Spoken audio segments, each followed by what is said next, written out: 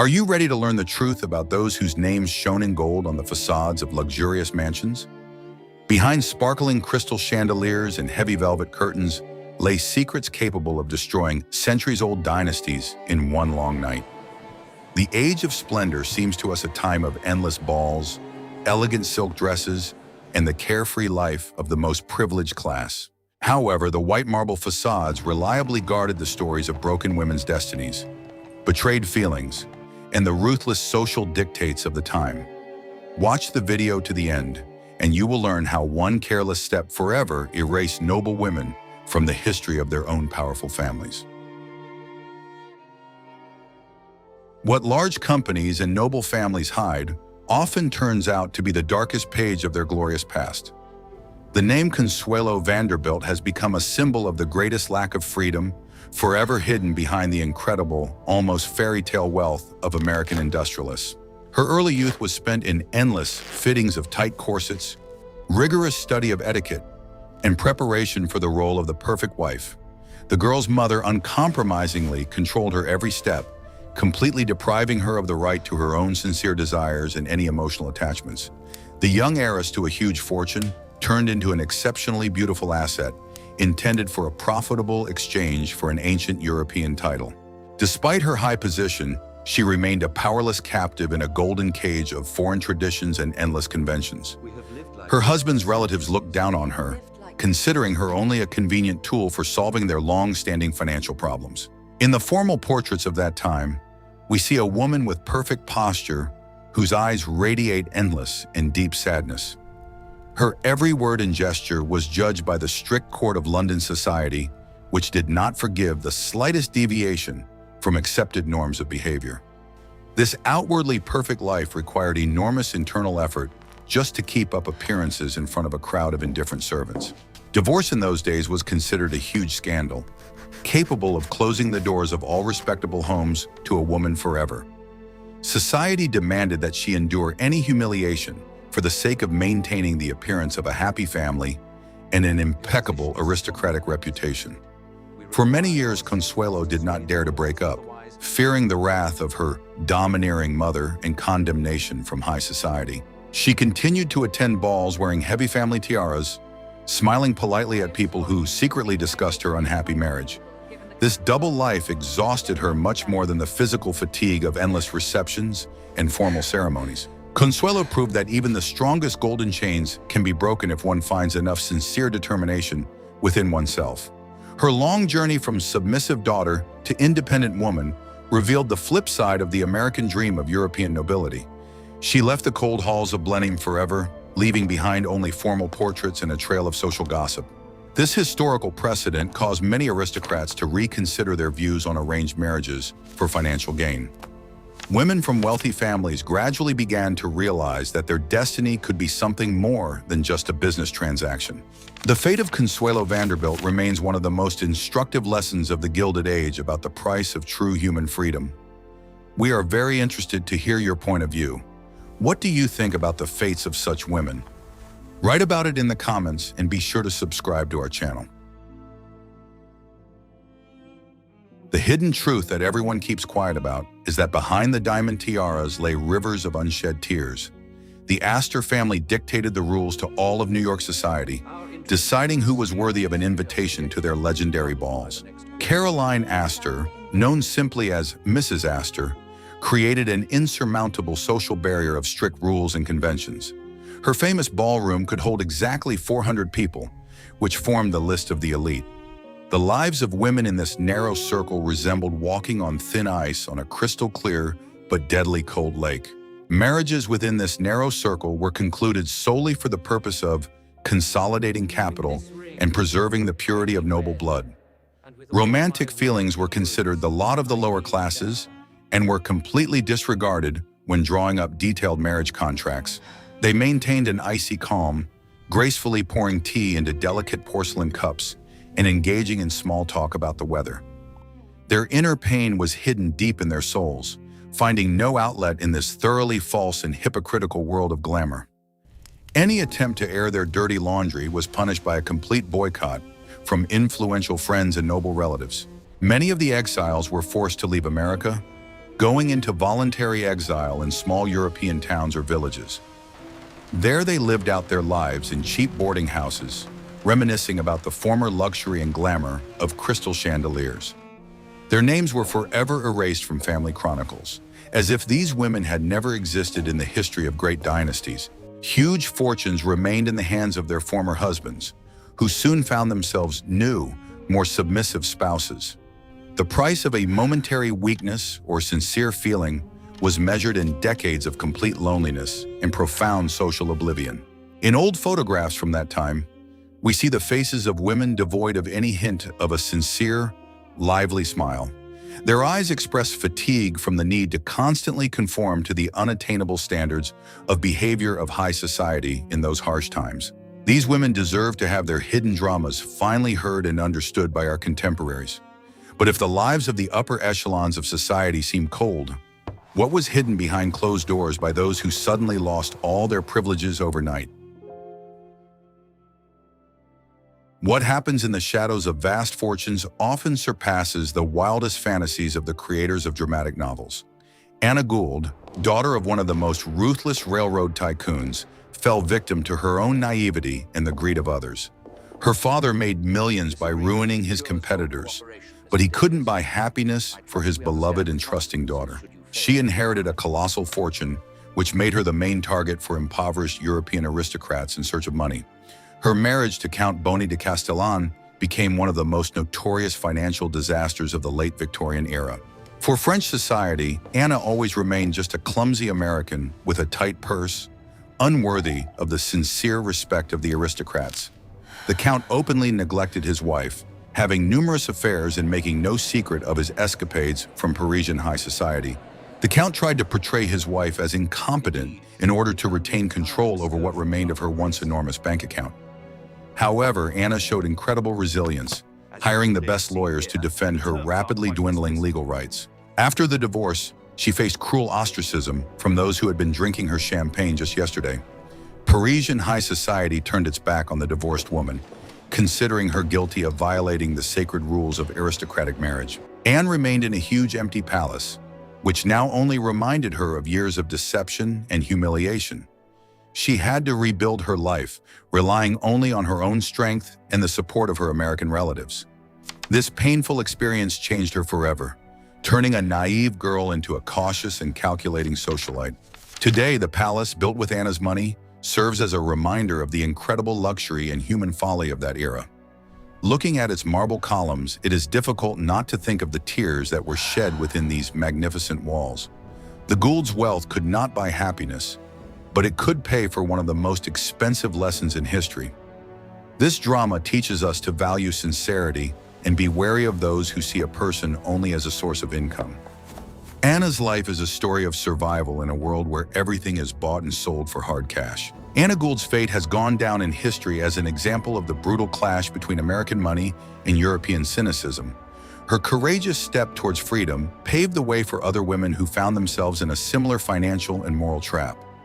Like this video if you are also struck by the scale of betrayal hidden behind the beautiful picture of high society. What if everything you were taught about the indestructibility of aristocratic marriages of that time is outdated and incorrect? Alva Belmont, née Erskine Smith, was one of the most powerful and unyielding women in New York high society. She dictated her own rules, built incredible architectural masterpieces, and forced even the old elite to reckon with her. Her marriage to William Kissam Vanderbilt seemed to be the epitome of success and stability in the unstable world of big money. However, behind the facade of the huge white stone castle lay a story of deep disappointment and serious marital infidelity. She made a decision that shocked the entire conservative and hypocritical New York of the late Victorian era. Alva filed for divorce, accusing her husband of marital infidelity, which was an unheard-of act for a society lady. Alva turned to the women's rights movement, finding solace and purpose in the fight for women's suffrage. Her enormous energy, previously directed toward organizing balls, now served the cause of political liberation for all American women. Her expulsion from high society paradoxically made her a much freer and more independent person. Alva Belmont's story vividly demonstrates how quickly high society destroyed those who dared to break its rules. The single word divorce erased decades of impeccable reputation, turning a respected woman into a target for endless ridicule by the crowd. This mechanism of social exclusion worked flawlessly, keeping thousands of women in obedience, afraid of repeating her bitter fate. The fear of isolation forced them to endure unbearable conditions in marriage, maintaining the perfect facade of their mansions. The system was designed to completely suppress any female individuality and desire for personal, independent freedom. Her life after the divorce became vivid proof that there is a huge world outside the ballrooms. She proved that a woman can find her place in society not only as a beautiful accessory to her husband. Her courage shattered one of the main myths of that era about the submissive and silent wife of a millionaire. This story is an important key to understanding the true position of women in the era of the formation of large American capital. In the next chapter, you will learn how women coped with total isolation after society turned its back on them forever. The life of a divorced woman in the Gilded Age resembled that of a ghost in a huge and noisy city. Yesterday's mistresses of luxurious salons suddenly found that their names had been neatly crossed off all the visiting lists. They continued to live in wealthy neighborhoods, but their homes were avoided as if a terrible epidemic were raging there. The silence in their spacious living rooms became deafening, interrupted only by the quiet ticking of the grandfather clock. Every day became a painful ordeal of loneliness, deprived of the usual social conversations and visits from numerous acquaintances. Traveling to Europe often became the only way to escape the oppressive atmosphere of New York ostracism. In Paris or Rome, customs were a little more relaxed, and divorced American women could count on some social interaction. They stayed in expensive hotels, visited museums, and tried to make new acquaintances among the European bohemian crowd. However, the stigma of scandal often followed them across the ocean, thanks to the efforts of the American tabloid press. It was impossible to completely escape their past. It poisoned their lives on any continent. Even if their ex-husbands provided generous alimony, it did not restore their lost respect and social standing. Money could buy a beautiful carriage, but it could not force people from high society to ride in it. Luxurious dresses lost their meaning if there was no one to show them off at formal evening receptions. Wealth in isolation became only a bitter reminder of what these women had lost forever because of scandal.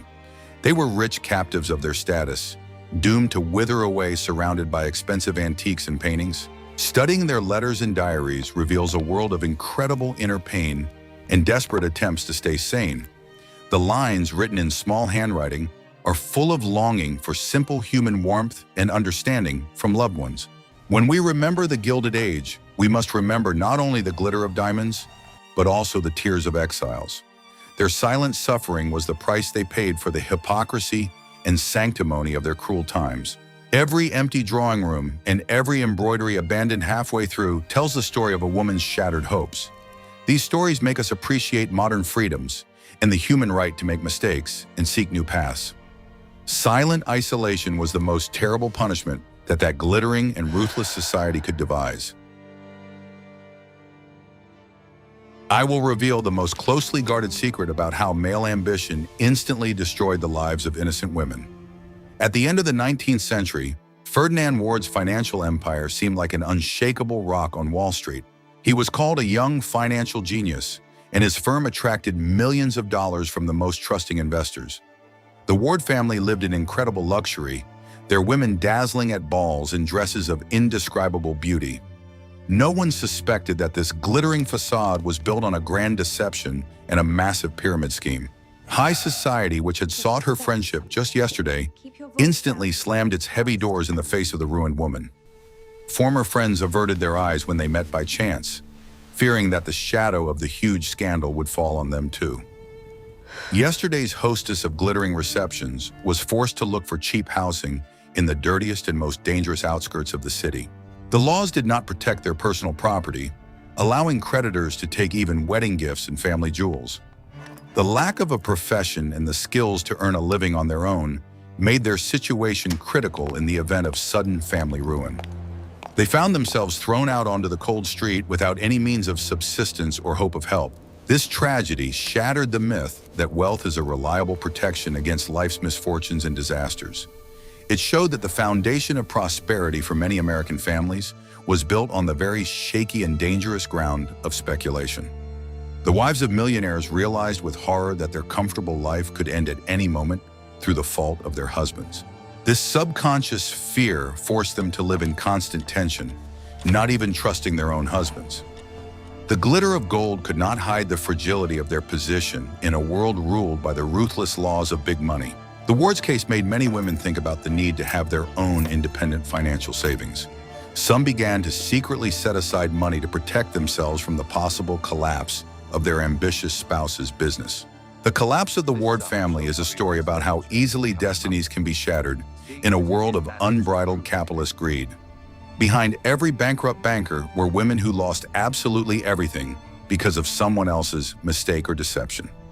In the next chapter, you will learn exactly how the process of disinheriting those who once stumbled took place. The process of disinheritance in aristocratic families was a cruel, carefully calibrated legal ritual. When a young woman committed an act that disgraced the family's honor, the mechanism of social destruction was immediately set in motion. The head of the family invited the best lawyers in the city to draw up new wills, removing the name of the guilty party from all documents. This process took place in absolute secrecy, behind heavy oak doors of luxurious offices decorated with expensive leather. The decision was made coldly, without the slightest emotion, as if it were a matter of disposing of a broken object rather than a living person. Some of the outcasts tried to write letters of repentance to their strict fathers, begging for forgiveness and modest financial assistance. More often than not, these envelopes were returned unopened, symbolizing an absolute and final wall of alienation. Victorian morality did not allow for mercy towards those who violated the sacred rules of class division. Forgiveness was considered a sign of unforgivable weakness, capable of undermining the authority of an entire vast and influential dynasty. The laws of honor were valued far above the laws of parental love and simple human compassion. Disinheritance was not only a financial blow, but also a profound psychological trauma for the rest of one's life.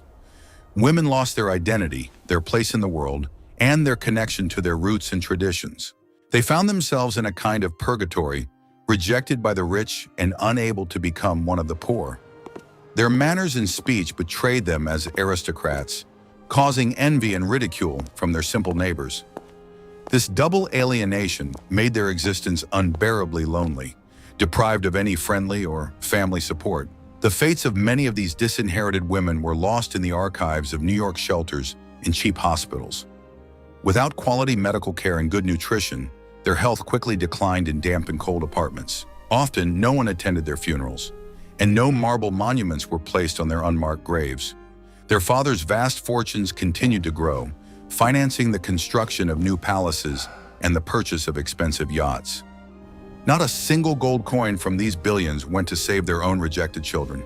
Today, these cruel practices seem to us a wild relic of a dark past, unthinkable in the modern civilized world. However, they were an integral part of the system that created the architectural splendor of American cities. Every brick in the luxurious mansions of Fifth Avenue was paid for not only with money, but also with human lives. The fates of women deprived of their inheritance are the invisible foundation of the Gilded Age, steeped in tears and despair.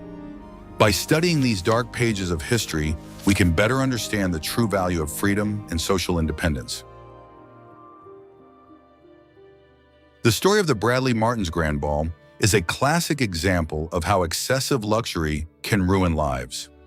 At the end of the 19th century, America was experiencing a severe economic crisis, with thousands of ordinary people losing their jobs. It was during this harsh time that the Bradley Martin family decided to throw the most expensive and lavish celebration in New York City history. They rented the elite Waldorf Astoria Hotel, transforming it into an exact replica of the French royal court. The women of the family spent months preparing for the triumph, ordering incredibly expensive costumes from the best Parisian ateliers. Unable to withstand the enormous social and political pressure, the family made the difficult decision to leave the United States forever.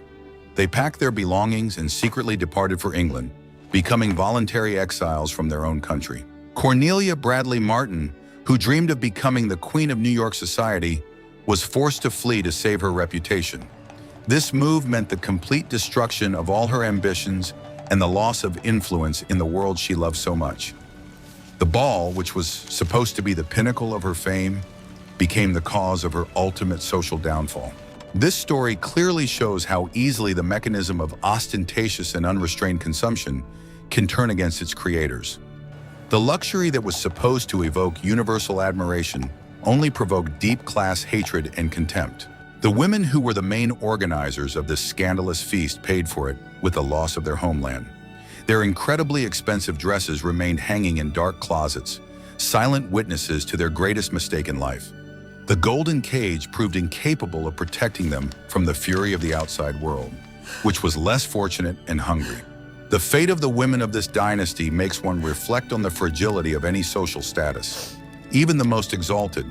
Today you may be the hostess of the most expensive ball, and tomorrow a refugee fleeing the wrath of the street mob. These photographs are a monument to a bygone era when external splendor replaced deep inner meaning. Behind each such celebration were women's ambitions, which ultimately destroyed the fortunes of entire powerful dynasties. Exile became a heavy price to pay for attempting to buy the love and respect of society with vast sums of money. In the world of big capital, a woman's fate was determined solely by her ability to enter into the most advantageous marriage. Those girls who, for whatever reason, failed to find a suitable husband became a real curse for their noble families. In the age of splendor, they were called an offensive word that meant the complete collapse of all their parents' social expectations. They became unnecessary ballast in huge luxurious mansions, where every member of the family had to be of specific use. Their lives were filled with quiet despair and a constant feeling of social inferiority and worthlessness. The attitude of relatives towards unmarried sisters or daughters was often condescending, turning into outright and cruel irritation. They were hidden in the far corners of the mansions during formal receptions so as not to spoil the overall picture. They spent sleepless nights at the bedsides of the sick, administering medicine and enduring their endless old age whims. This joyless sacrifice was rarely appreciated, being perceived as something completely natural and self-evident. After the death of their parents, they often found themselves thrown out of their homes as the mansions passed into the ownership of their married brothers. Some unmarried aristocratic women tried to find a way out through active charity work, organizing fundraisers for the poor. However, even here they faced contempt from married women, who controlled all such committees. Their opinions were often ignored, and their initiatives were ridiculed as the naive fantasies of women detached from real life. Even in their desire to do sincere good, they remained second-class citizens with no real social weight. It was almost impossible to break this vicious circle of isolation without breaking all the strict rules of propriety. Their diaries, which have accidentally survived to this day, are full of bitterness and incredible longing for a normal, fulfilling life. They describe the endless dullness of their everyday lives, where the only event was the change of seasons outside the window. These entries are a terrible indictment of the entire system, which judge women solely on the presence of a wedding ring. When we remember the grand balls and sparkling diamonds, we must also remember these invisible, forgotten women. Their broken lives are further proof that wealth cannot compensate for the absence of basic human rights. When studying the history of the Gilded Age, we often focus on the huge numbers and architectural achievements of the great magnates. We see luxurious museums, libraries, and grandiose train stations built with the money of the Vanderbilts, Astors, and Rockefellers. However, the true legacy of these dynasties lies not only in marble columns, but also in broken human destinies. Behind every palace built lies an invisible foundation of women's tears, shattered hopes, and sacrifices. The cruel rules of the game of survival in high society spared no one, grinding people down with frightening efficiency. The stories of Consuelo Vanderbilt, Anna Gould, and Alva Belmont show that the price of rebellion was incredibly high. Those who dared to break the golden chains lost all their usual privileges and faced total rejection. But it was their desperate steps that paved the way for a gradual change in society's attitude toward the social status of women. Their patience and endurance deserve deep respect, and their attempts to find happiness in a golden cage evoke compassion. They found the strength to maintain their dignity even in the most difficult and humiliating situations. Their silent heroism within the walls of their own mansions often surpassed the loud achievements of their famous husbands on the stock exchange. Today, many of those luxurious mansions on Fifth Avenue have been demolished, giving way to modern glass skyscrapers. The physical traces of the Gilded Age are gradually disappearing from the streets of large American cities, dissolving into a new era. But the stories of these families live on in old diaries, letters, and yellowed newspaper archives from a century ago. They remind us that the true price of wealth is often measured not in dollars, but in broken souls. Studying these documents opens our eyes to the true unvarnished history of American capitalist prosperity. The memory of those who could not survive in this ruthless social system should serve as a constant warning to us. We have no right to romanticize that era, forgetting the colossal level of bondage and oppression of the female population. The beauty of historical series and books should not obscure the real tears and pain of real people. Their lives are a complex tapestry of luxury, betrayal, despair, and rare but vivid flashes of true human strength. These stories will forever remain an important part of our shared history, reminding us of the difficult path to freedom. May their experience serve as a compass for us, pointing the way to a more just and compassionate world. We have come a long way through the cold marble corridors of the Gilded Age, peering behind the scenes of great fortunes. The fates of these women prove that behind every dazzling diamond tiara often lay the heavy price of lost freedom. Their stories evoke deep compassion and force us to take a completely new look at the glittering era of American palaces. What do you think of this topic?